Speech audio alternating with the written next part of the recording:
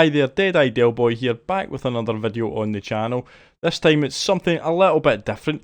You're going to see the race and you're going to hear my thoughts on the race as we go. What I'm thinking, how I'm doing, analysing each situation, how to avoid the chaos, and hopefully if you take some of these maybe tips on board, you might find yourself able to get out of that lower lobby that you've been stuck in, or just generally hopefully improve your general driving awareness, speed, all of those things, and avoid those nasty penalties that are going around at the moment.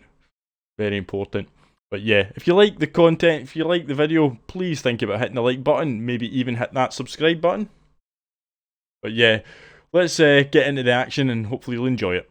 So here we are on our American account, starting from the back. We've not set a qualifying time, and we've got a lot of different skill levels involved in this race, because you can see from the driver rating we've got an A+ up in pole position, we've got some B rated drivers, C rated drivers, D rated drivers, so it's all there in front of us. We know the skill levels are going to differ, we know the pace is going to differ, we know that the awareness of track position is going to be different, so we've got to take all of that into account as we start our race.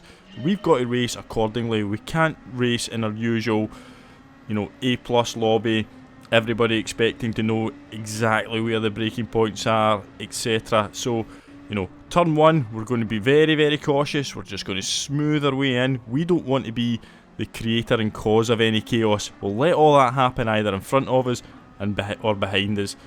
We want to stay out of that early on. We just want to settle in. Let's see the first lap. Let's see what other drivers, what other cars are doing. Try and pick up any free positions that we can, just by remaining that little bit more cautious than we normally would. You can see there somebody's already made a mistake, and we're going to go up the inside because there's plenty of space to do so. And we managed to take that corner and pick up that position nice and safely. You can see there the yellow car on the left hand side having a little bit of an issue there.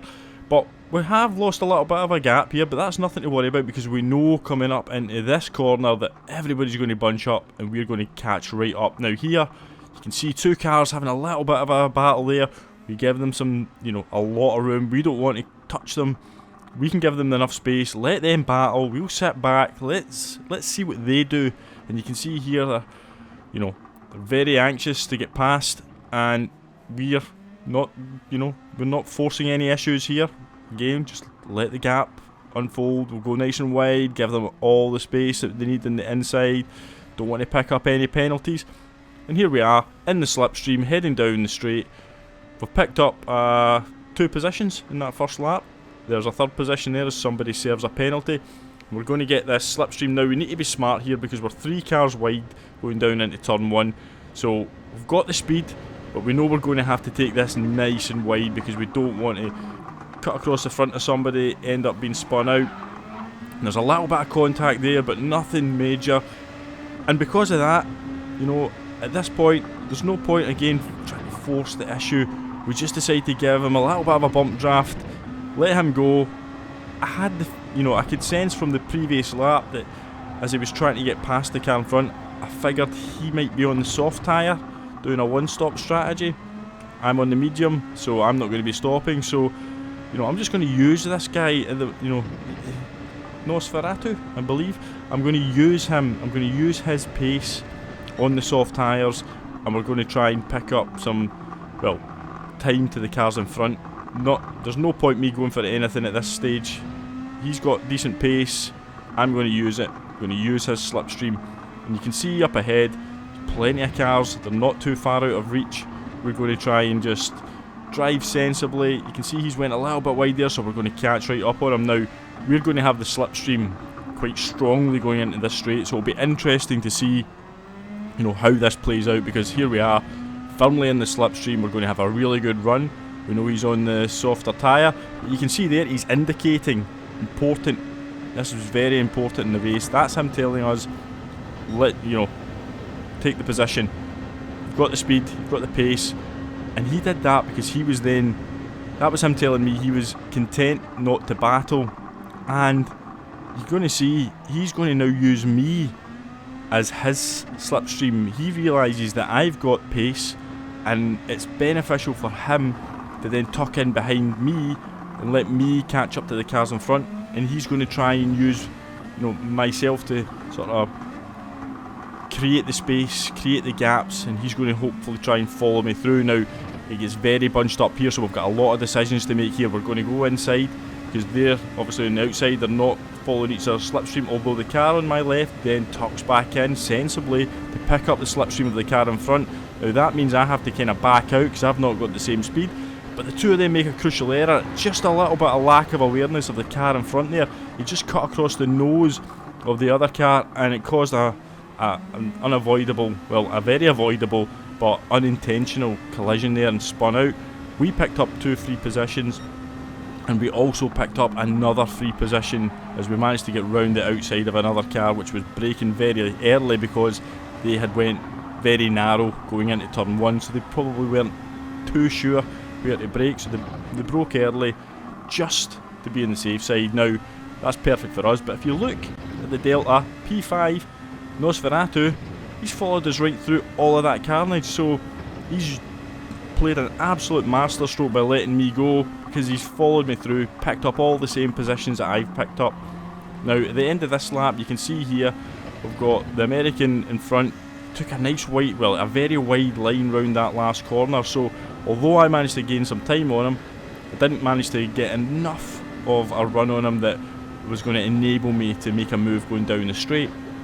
So by this point, heading down to turn 1, there's no point me trying to go for this move. We're just going to again tuck in, just get as close as we can, put the pressure on, see what happens if we're racing and very close behind. Will it force an error? That's what you've got to be thinking here. Just went through the first sector purple there, so we've got a bit of pace here. But then at the end of this lap, I remembered he had ran wide in the last lap, and he did it again. This time he gave us a bit more of a run. We have a little bit of contact there, but nothing intentional, and we both knew that, so we both give each other the space. I just tuck back in behind to maximise the slipstream again, then move out to the right.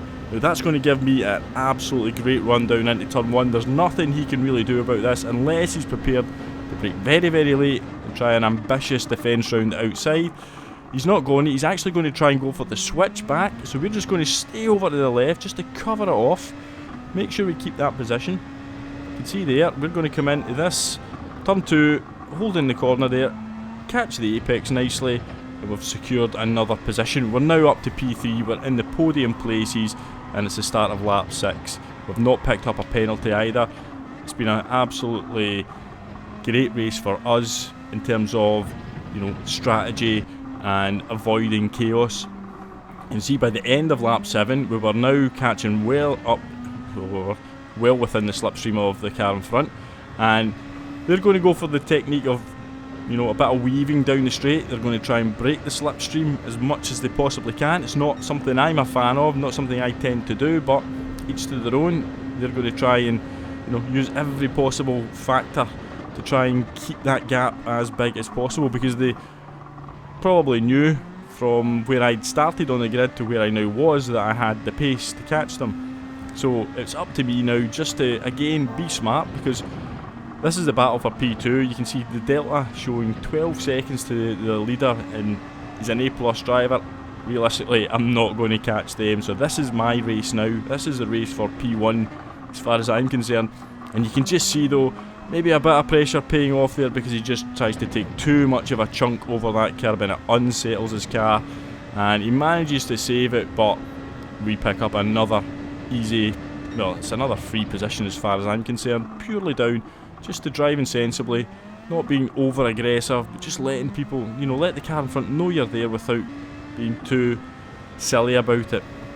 So as you can see now, we're heading down, final lap, over the line, secured P2, but if you can see there, back in P6, Nosferatu, he managed to move himself from P11 all the way up to P6 by being smart as well, tucking in behind me, picked up 4 or 5 positions just by doing that, and he's probably beaten drivers that maybe he wouldn't have beaten otherwise. So all in all, very, very, very well played from him. And yeah, that's my thought process when I'm in this sort of a race. If I'm racing and I know I've got the pace to get past, I'm by all means not the quickest, but you know, if you find yourself in a lobby where you are quicker than the drivers in front, these are things you can think about before, you know, making any moves that would cost you time.